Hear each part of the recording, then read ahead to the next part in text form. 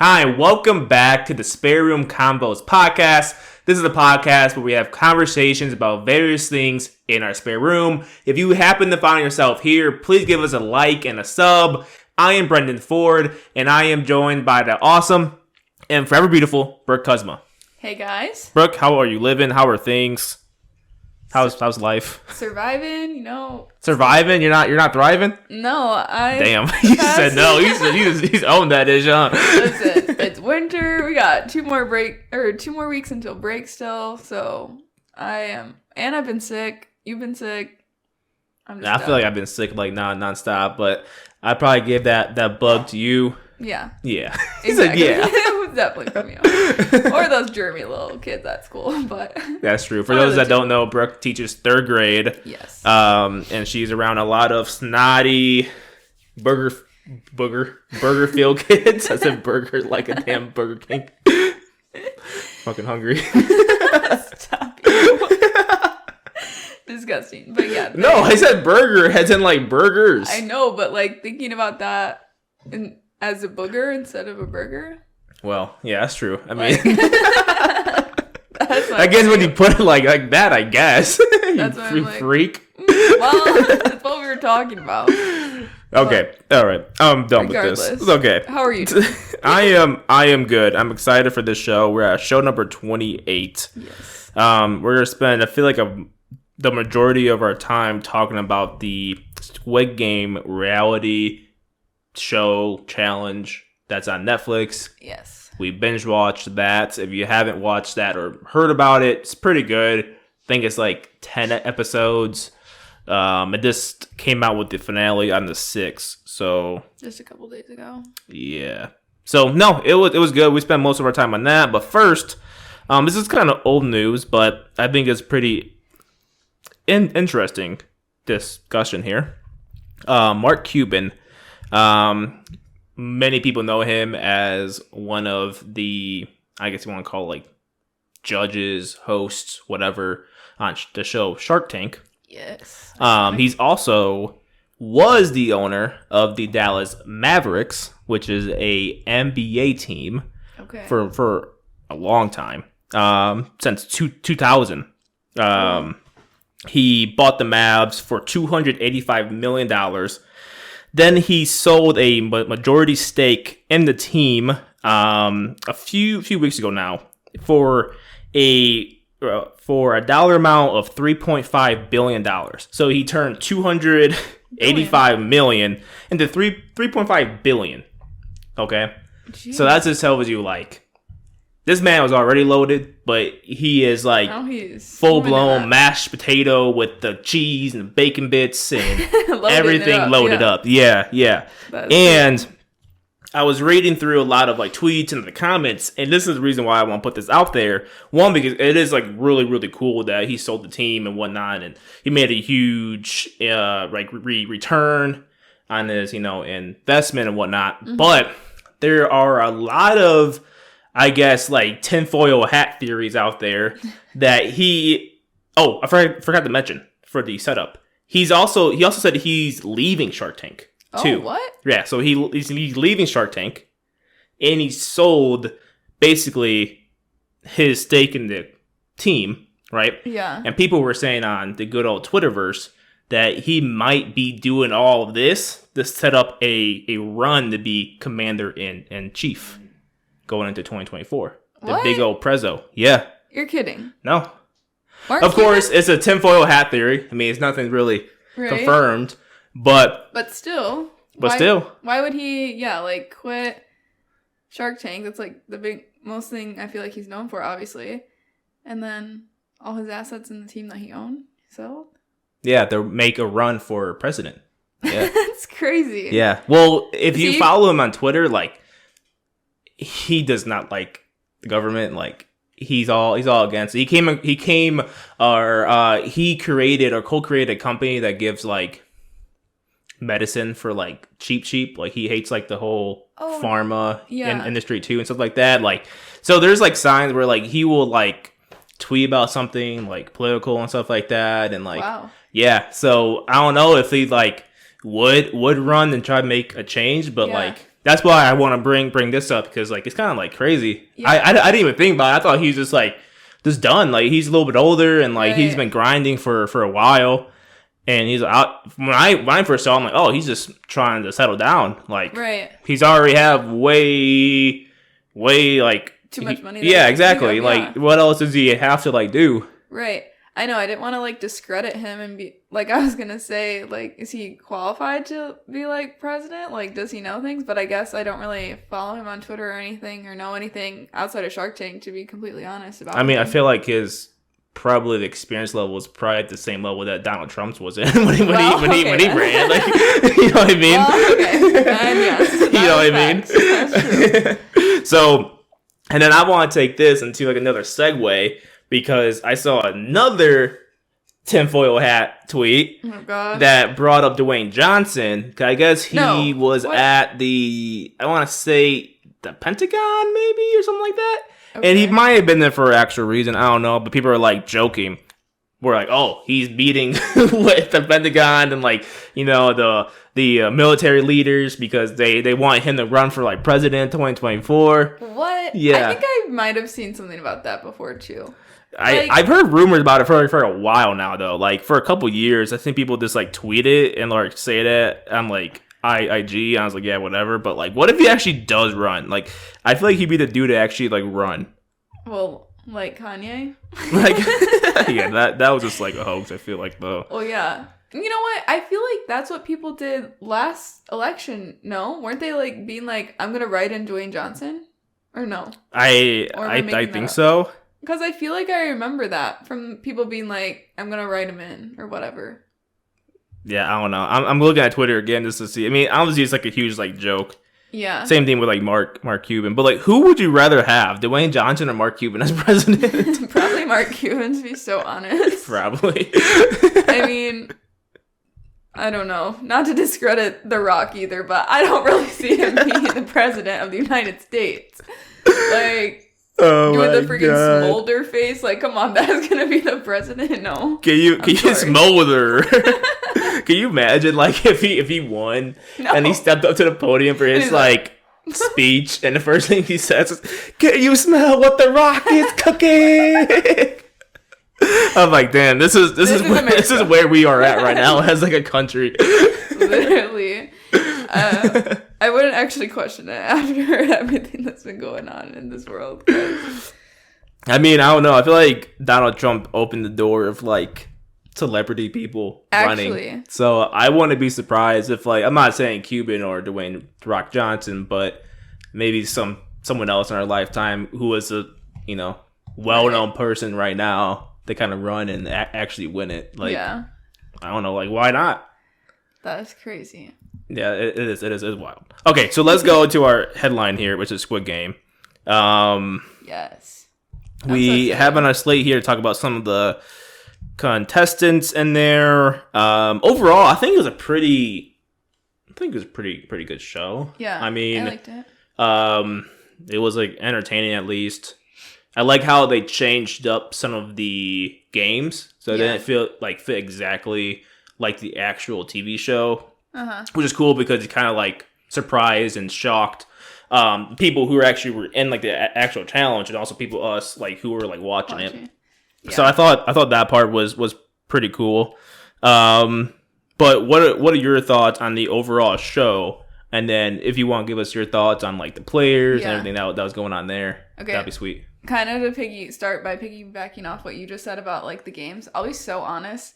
I only knew of the red light, green light game because that's the only episode you didn't watch the show? Actually watched that. You were scared of it. Yes, I forgot that. So like that's the only thing I knew because that episode tripped me up. I was like, what is this show? So you had to watch the PG version. Just so anybody knows, like, I'll be triggered, like, so easily by that. Like, I'll have nightmares for weeks. I don't know why. Yeah, I don't know why either. But that's, like, I'll have triggers. That is beyond me. I don't know why you get scared so easily. But, so that's the only thing I know about the show. But I've seen others, like, I've seen clips or, like, heard people talk about it, like, the Marvel game I've seen, or, like, the... I don't know how to say it, the little sugar cookie kind of thing. Yeah, like with the do the circle and the triangle, the umbrella, and I forget the other one. I'm missing one, but yeah. Star, yeah. Yeah. So I knew of some of those, but yeah, I liked it overall. Like, it was really entertaining and it was fun. It was kind of fun to see how they would like interact and kind of like, you know, their allies they were gonna make and stuff. Yeah. A couple players that I really liked. So I wrote down Leanne and Trey. So that was the mom and dad, or not mom and dad, the mom and son. Mom and son. Okay, I got you. The mom and son duo, 302 and 301. I really liked them. They were so cute and fun. And I was kind of shocked that they weren't more targeted than they actually were. Like, targeted by the other people in the challenge, try to get them taken out? Yeah. Yeah. Because, I mean, let's be real. Like, some of them said, oh, if one of them wins, like, they could just split the money. Yeah, that's true. I don't know. But, I feel like... I don't know. Because they were they part of, like, a bigger group? Or was it just them two? Because, I don't know. I don't know. I mean, I feel like they interacted with other people and stuff, like, on their own. But still, I was kind of shocked that they weren't as targeted more in the beginning than they really actually were. Yeah, I don't know. I'm still this up for you. And then another player, two players I liked. Rick, 232, and Stefan, I think it is. That's how you say it. 243, the old guy. Oh, yeah. What was their, like, group called? Like, the Gambu Gang or something? What did that, like, mean? I don't know. They were talking, it's, like, something in, like, Korean, I think. Gambu Gang. It's a pretty cool name. They got screwed over, bro. For real, I was so mad. And the way they went out... Okay, so I didn't really like some of the show when they would get out so easily. Just, like, being like, yeah, I'm gonna vote 232 out. And then they're just done. Like, that would stink. I would actually hate that. Yeah. Instead of, like, going out, trying on one of the challenges. Yeah, it was kind of bogus. And I feel like the girl who voted them out just had, like, a weird, like, hatred towards them for whatever reason. Well, yeah, I feel like some of them started, like, really having some strong feelings about, like... And they're, like, chill. Like, they're like, chill people. Yeah, she was like, those guys over there are horrible. And they're head of the patriarchy, basically. Yeah, I was like, what? They're actually the most chill people. Like, there are other guys in there who are actually, like, douches. Right. And, like they're like, yo, I hate this whole man right here. I'm like, what? Right. Like, player 432... Brighton, that man. Oh, that man was a villain. Literally, like, for no reason. Like, remember that scene where he got mad? The dude called him a frat boy. Yeah, he was like, "All right, frat boy." He was like the most cringe face. Yeah, dog. That shit was wild. I was like, just things he would say. I was like, bro, what is? Did he say he dropped out his like final semester or year of college to go on the show? Yeah, but like, it's not really like dropping out. Just be like, just don't enroll for that semester or something. Like, unless really maybe it was like the middle of it, and I guess that is considered like you would just flunk out the rest of the semester though. Right. You always can like go back, right? Well, and yeah, and I don't really know how like I guess it would work if he was like stayed enrolled, but like apparently it was only like 3 weeks for the show. So like you didn't enroll the whole semester for 3 weeks. Bro, that's just saying something that's to be all dramatic. I know, that's why I'm like, okay, whatever. But anyways, he was toxic, and I'm glad he went out the way he did. Remember when he did get out and people were cheering? Yeah. He was like, you didn't say that to my face, though. Yeah. He was so mad, but he was trying to be chill about it. He's like, doesn't mean we're out yet for the freaking Battleship game. But hey, whatever his motive was working, because now we're over here talking about him, and I'm sure other people are talking about him too now, so he probably got some sort of... Yeah, that's what some people were saying. They're like, yeah, now he's just got a following because people like him or whatever. I'm like, that's wild. Yep. Like, yep. But I don't know who can like him because he got a trash personality, bro. Yep. Another villain is Ashley 278. She was mostly really a villain during the glass bridge. Oh, yeah. Oh man, I never had like a strong disdain for someone who I didn't know before in my entire life. Literally. I was so heated during that. I was so heated. Oh my god. So, spoiler for those that don't know, or if you watched it, you probably know what happened. The glass bridge challenge, everyone agreed to like take turns like going first to guess what side of the bridge would fall out. Uh-huh. So Trey was going. Yeah. And he was voted like number 3 or something to go. So he was a third first person to go.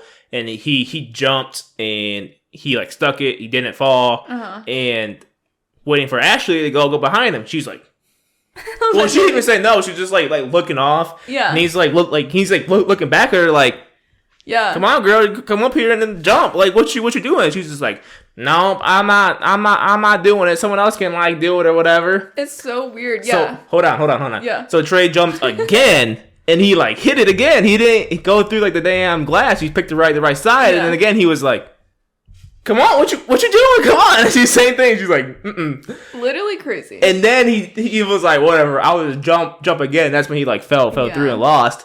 And then like she just didn't say anything about that. It's so wild. Yeah, in her like little interview part while they were playing the game, she's like, I don't know who agreed to this like group thing. It's like, what? Like everybody said to do that. Like everyone said to do that. So crazy. And then it was finally her turn, and she like hit it, so it was whatever. And that's what she kept saying. It's like, I did jump. I'm like, you can't be that dense. Like you were supposed to jump like twice, and literally, you didn't do it, and you waited until Trey got out to do your jump. Like you're supposed to go like 2 turns ago. Yeah. And she didn't understand why what is her name? May. They played the marble game like later on, and she chose to take out Ashley, and she said that because like you're not like a team player and this and that, and she was like, no, you don't even know me. I'm like, girl, like you did not jump when you were supposed to. You knew you were being bogus. Like everyone agreed to it. It was your turn to jump, and you didn't. Now Trey could have waited for someone else to come from the back to jump, so he didn't really have to do it. But like it's like the principal, like he gave her multiple chances. Yeah, like 2. Yeah, and she just didn't like do it. So I know that's my rant about her. Yeah, and now that I'm thinking about it, I think the girl's name is May.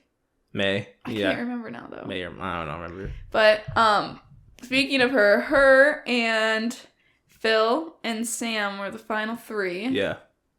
And I really wasn't mad about that final 3. I mean, obviously some players that like we liked got like voted off. But I didn't think they were bad top 3. Yeah. I mean, I didn't really care I feel like it was about pretty them random that much. At that point, because like of everything that went down and the random tests where they got to like vote people off, it was kind of like random. This is super random, but you remember the game with the I said it earlier, the marbles with May and Ashley. That was the wrong game. It was the dice game. Oh yeah. The marbles game is where they threw in like the bucket. Just remember they were in that game where 2 people argued for like 18 minutes of what game they wanted to do. Literally. And then they both got out because they were so stubborn. It was so wild. I was like, bro, like decide. Like one of you is gonna be out. He was like, I don't care. I don't care. Do you remember the dude during that cookie challenge? I was gonna say the one who was a tweak. I can't even talk about it. Okay, so that game, we're doing a lot of spoilers, okay? We're just talking about the whole show. You just gotta watch it. And so, for the cookie game, they had to decide on their shape. So, hold on. There were 4 lines. This is how the game was set up. There were 4 lines. And each were lined up to like a door. They're 4 doors, right? And basically, like 4 people at a time. So one person from each line goes into this room, and this is getting like recorded for the rest of the pool of people to watch what was going on. And the whole premise of the first part of the game were the 4 people had to agree on what shape their line would be in. So the first couple groups go in there, and then the person who got screwed over and was kind of directed towards the hardest shape to carve out in the cookie, which was the umbrella, will be like, no, I'm not doing that. And if you don't agree in the given time, which I think is like a minute or 2, something like that, you all just go home. You get kicked out, and so like it keeps going until all 4 people agree, right? So the dude we're talking about who freaked out, he walks in there, and of course the other 3 people are like, no, yeah, you go over there because that's the shape aligned with your line. It's fair. It makes sense. You get the short end of the straw. I'm sorry. Yeah. And he said this whole speech of like, listen, we're all going to help each other then, like help each other out. Like if you get done, you help me. And he really played himself because each line goes in by themselves. You don't go in as a group. Yeah. And the person who was like saying the rules over the intercom thing, yeah, exactly. We're like, you cannot help each other. Yeah. And as soon as that was said, he was like, he looked like he was about to puke, and he almost did puke. He kept like dry heaving. He was so nervous through the whole thing. So listen, he screwed himself over because he thought other people would help him. He didn't know how the game was going to be set up. He thought all 4 were going at the same time. They all played him. Yeah, they did. And then he screwed over the entire rest of his line, which is like 20 people at least 20 to 30, if not 40 or something like that. They were all so and mad. They were so mad at him. So the whole time, like they walk in the room together, they're like giving him daggers. Like I feel like they wanted to jump him because he pretty much gave them like. It was so funny. They literally walked past him and they're like, idiot. And he's a person that's not mentally strong enough to like take that. He was like crying. No. He almost puked. It was so freaking funny. And then when he broke his own cookie, he's like, yeah. It was just like compulsing. I was like, what is happening? Do you remember when the person next to him broke his cookie? He was like. He just looked over at him and looked at him like with no emotion and started going back to carving out his cookie. Wild. Oh man, that was the funniest point of the entire show. He was not built for that moment at all. No, like I don't know. I keep laughing because before he went into that room to kind of argue with the other players, people were telling him in his line, don't do it, don't do it, and he was like, you know what, we all help each other get through this. If you're done, help me out and whatever. Yeah. Sorry guys, our dog is being stupid and just keeps walking around, so if you can hear her footsteps, I'm sorry. I don't know what. She is. Can you just lay down, please? All right, going back to the spot where you're just at. Okay. But yeah, that was like the funniest thing of the whole show. I literally died. Me too. Also, another funny thing, I saw a TikTok about this girl made a TikTok like about it. So I don't remember her number, but I remember her name, Jada, and she was the one. So remember that guy? I think I remember his name because we were talking about him earlier, Lorenzo, and he got a box of food. Yes. And then he went and hid it and went and got another one. And so this girl, Jada, was like, oh my gosh, stealing food, that's not okay. I don't know if you remember. She was the first person I disdained that I didn't know. Like, oh my gosh, that made me so mad. I was so hot. And yeah. And then she is the one later that stole the hamburger. Okay, for those that don't know, this dude won this random test. And he was given, like, it looked like 2 Whoppers. Yeah. And, like, fries. Yeah, okay? like a bunch of fries. Like, maybe 6 fries. He was given like the tray food, and it's pretty much what was his to eat. And then a horde of people just came to him, started stealing fries and all this stuff. And then this girl who was complaining about another dude who was also cringe of stealing a meal from someone in the previous episode. Yeah, she just comes in and grabs a whole burger, a whole Whopper, and starts just munching on it. Yeah.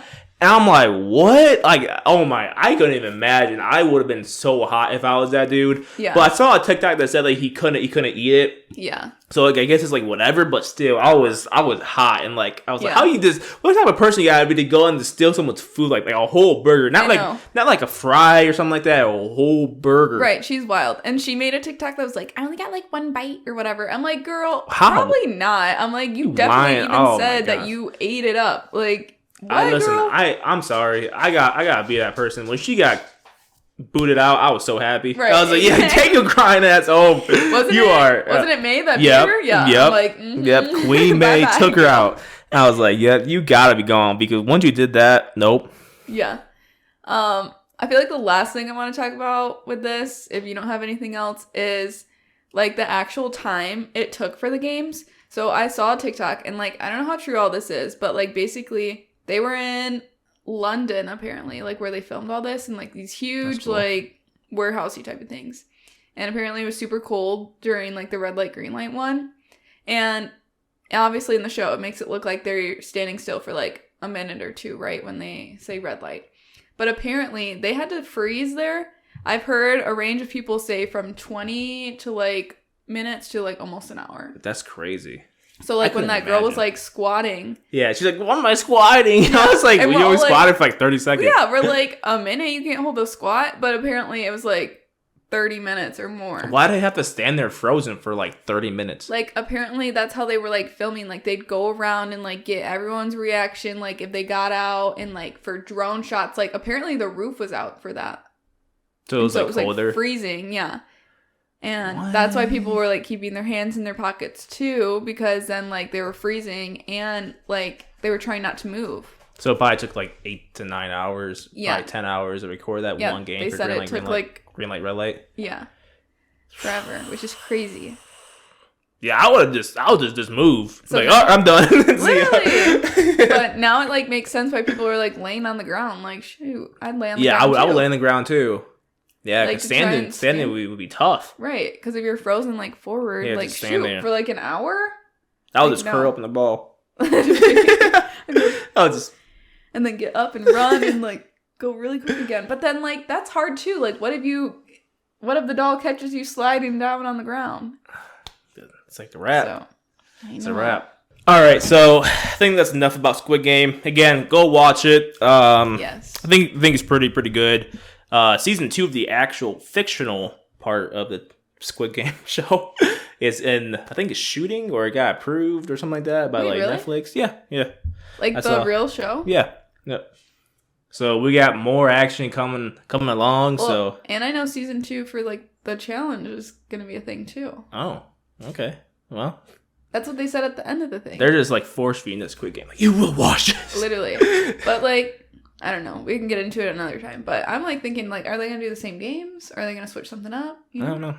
I mean, it's all by like Netflix, so maybe there's some collaboration going on. Like maybe the actual fictional, like non-reality TV show portion is telling the reality TV people what their games are going to be in the new show or season. Yeah, I guess that makes sense. Maybe. Taylor Swift. I feel like every episode for the past like 2 months it has involved a little bit of Taylor Swift. Well, exactly. That's exactly the point here, because Taylor Swift was nominated Person of the Year by Time Magazine, and yeah, I think it makes sense. Like literally at the beginning of the article, they're like, how many times have you seen like Taylor Swift, or like talked about her, or like seen a picture, heard about her concert, or on social media? Like this girl is everywhere right now. She's everywhere. So I think it's pretty cool, because I am a new refound Swiftie this year. So you're a bandwagon fan. Okay. No. But I have found a refound love for her music now, and like started listening to her new music. And you're a Swiftie in recovery, all right? Yes, exactly. But I think it's deserving, and people are calling it the Taylor effect, and like even like different countries now that she's on like her like world tour right now, like are like begging her to come to their country to like sing and have concerts. So it's kind of like crazy.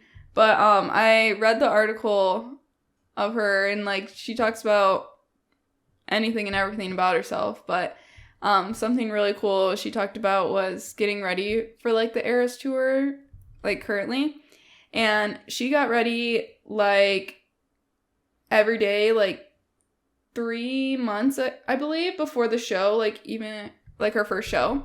And she said every day she'd run on the treadmill singing the entire set list out loud. So she would sing, that's crazy. Run fast for like the fast songs, and jog or fast walk for like slow songs. Get that cardio going. Literally. And I saw like her concert is literally like 180 minutes. So she's like going on the treadmill for like 180 minutes. That's literally crazy. Every day. Yeah, I mean, that's some like dedication. I didn't know she was built like that. Like right. She out there grinding. But yeah, she would do like workouts. Like she had a like whole system like made for her, and like she did like the choreography super early too. That's actually really cool.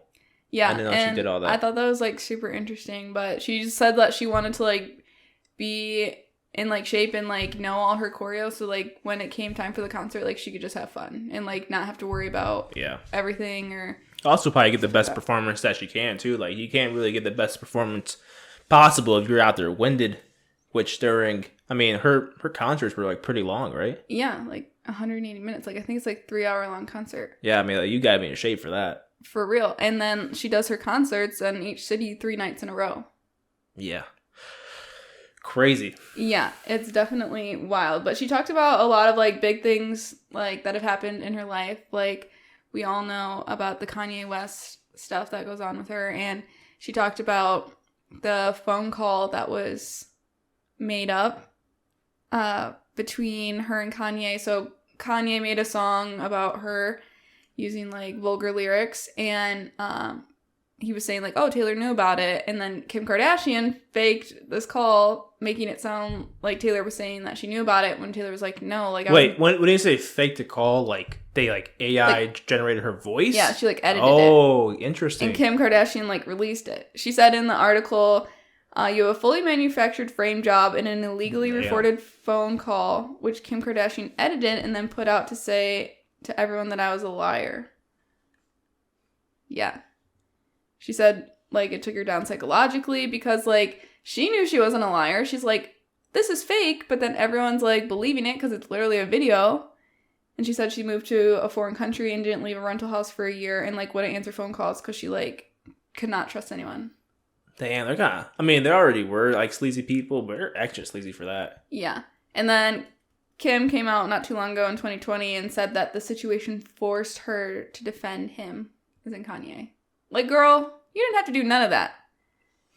Like, your man was not cool. He's still not cool. Like, I'm done with that.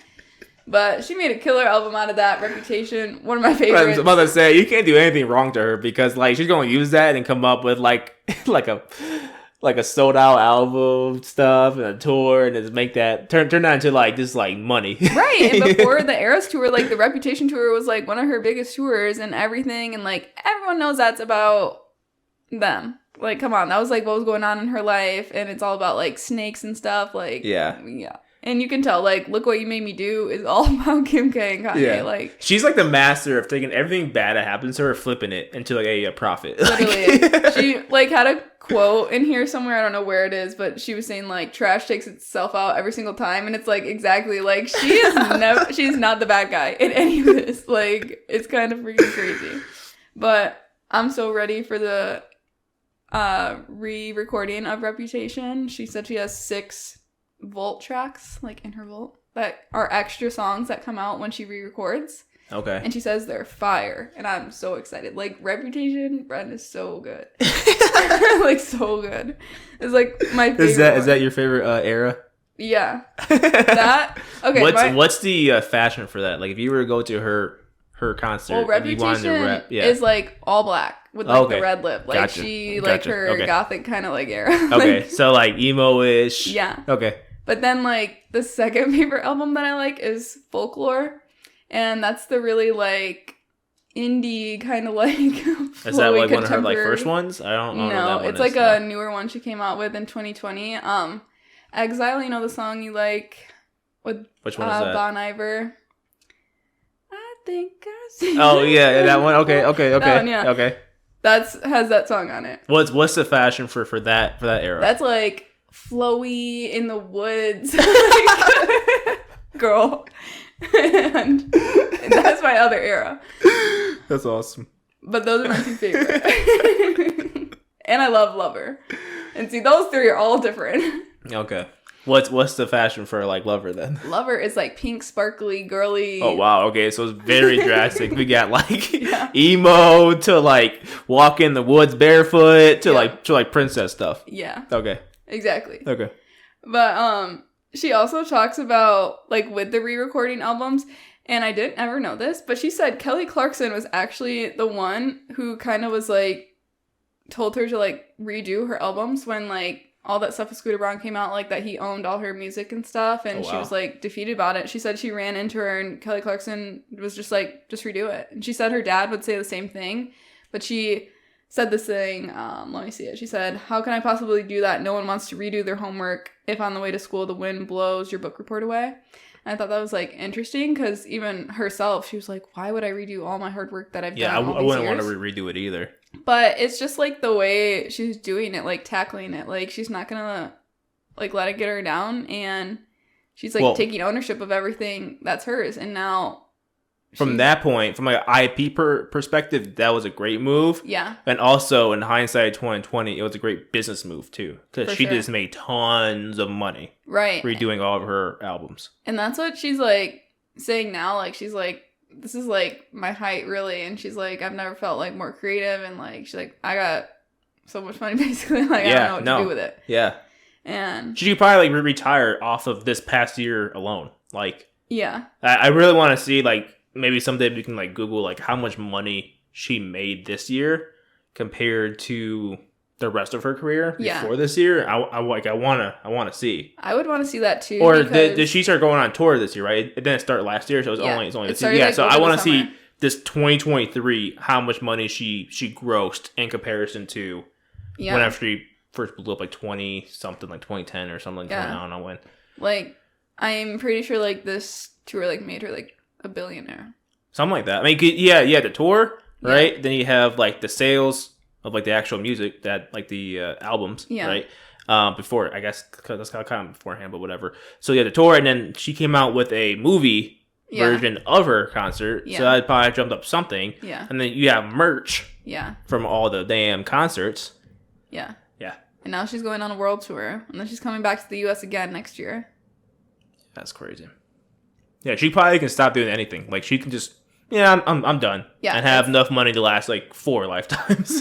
Yeah, it's literally crazy. But yeah, I love her and everything she was saying in there. She also kind of talked about Travis Kelce, which was funny.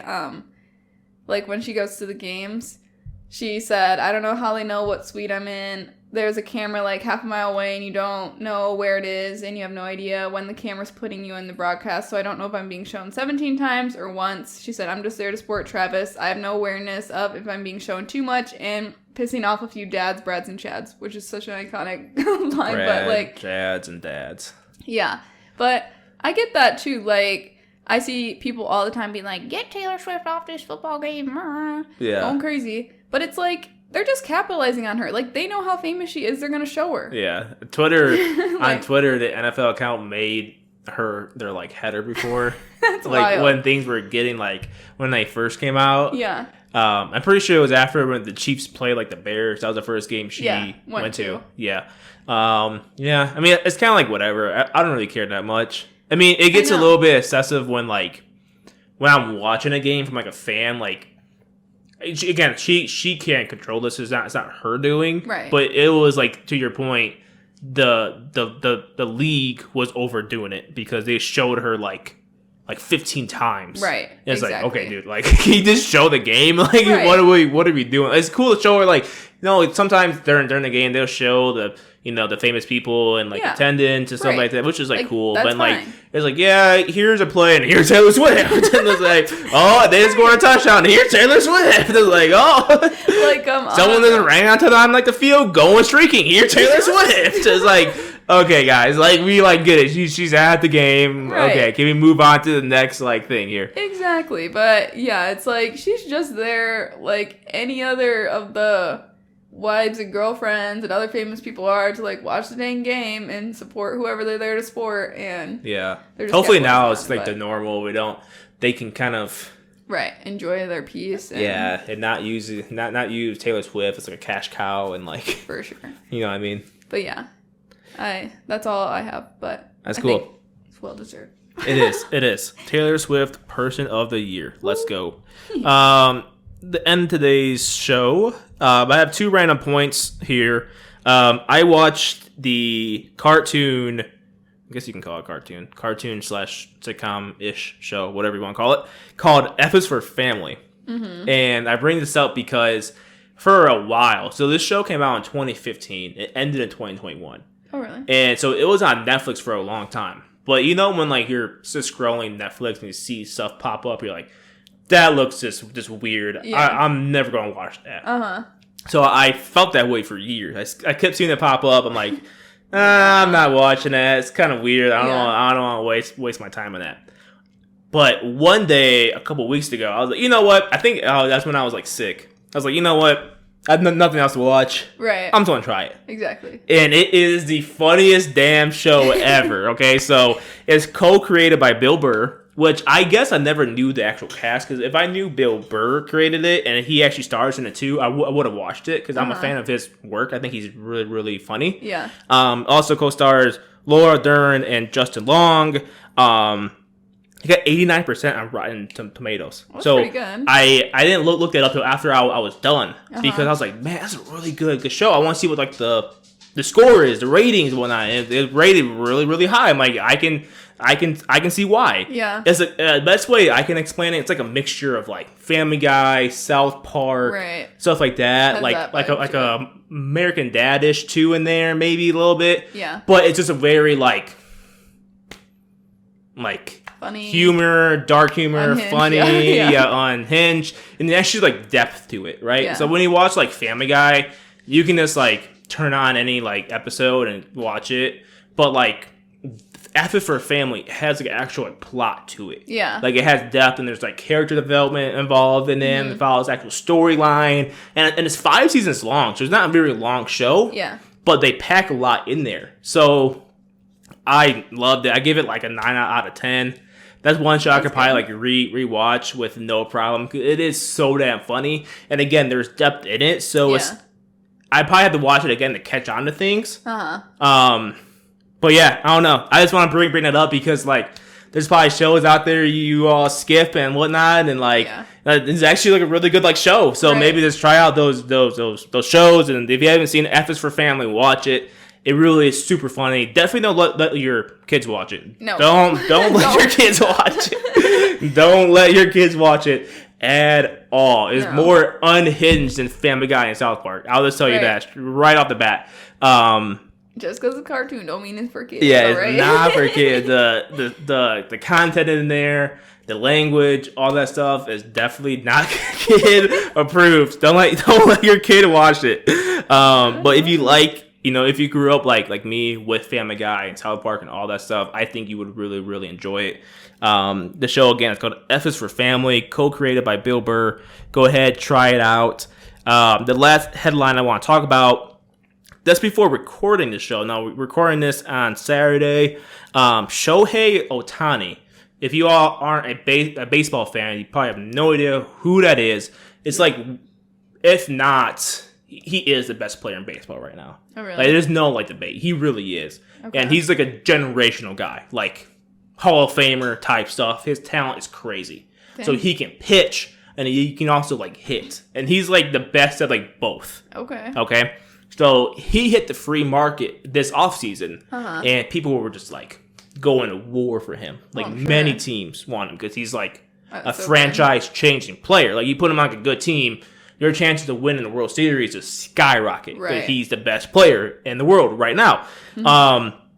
So the Cubs were involved with them, and there were reports like it was them, the Blue Jays, the Dodgers, whatever, and like everyone knew he was gonna get a bag, like a massive bag, and the question was how much would the bag be, right? So this came out today that he signed a 10-year, $700 million deal with, of course, the Dodgers. The Dodgers get everyone big. Like, that's crazy. Cubs are always second tier, so it breaks my heart to say. But I really was like hoping. Like, but the Dodgers get everyone big, whatever. But $700 million. That's actually insane. It's actually wild. Like, he's almost making $1 billion. That's crazy. It's wild. I couldn't imagine being so good at something that you get paid that much. That you get paid $700 million to do it.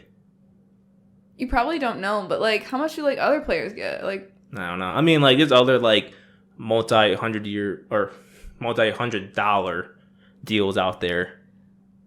That is crazy. Yeah. So he's making $70 million a year. So he's like the Patrick Mahomes of baseball. Yeah, well, he's like above Patrick Mahomes of like. Yeah, I was gonna say like, how much does he get? Yeah, I mean, Patrick Mahomes is like goated. Don't get me wrong, but look at Ohtani with baseball. Like, he's making more than Patrick Mahomes.